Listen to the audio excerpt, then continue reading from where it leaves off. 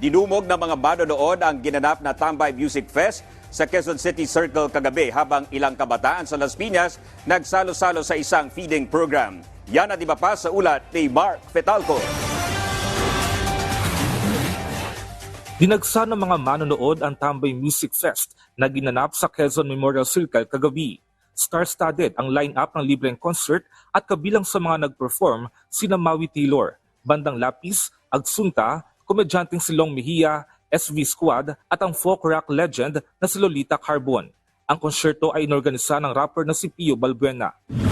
Sa Quezon City pa rin, nagtapos na ang huling linggo ng interview at validation para sa unang batch ng pangkabuhayang QC Phase 3. Ito ay sumailalim sa pag-usuri ang mga aplikanteng micro-entrepreneurs mula District 5 at 6 ng lungsod. Para naman sa mga hindi nakaabot, magkakaroon pa ng final interview day sa October 4 mula alas 9 na umaga hanggang 1 ng hapon sa Quezon City Hall Wilson Garden.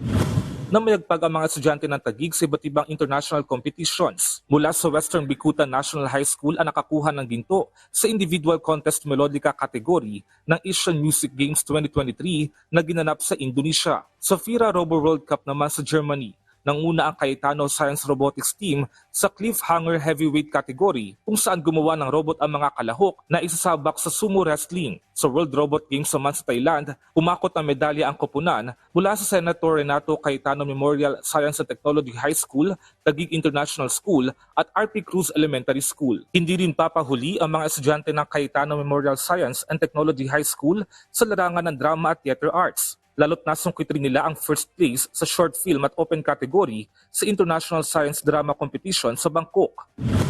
Pinagsaluhan naman ng mga kabataan ang mainit na arroz caldo na handog ng Las Piñas City Nutrition Office. 600 bata na kinabang mula sa Urbanville at Petchayan sa Barangay Talon 3 at Hernandez Compound sa Barangay Almanza. Ang auxiliary feeding program ay sinagawa sa tulong na rin ng Nutrition Action Officers at Health Workers ng mga barangay. Mark Fetalco para sa Bayan.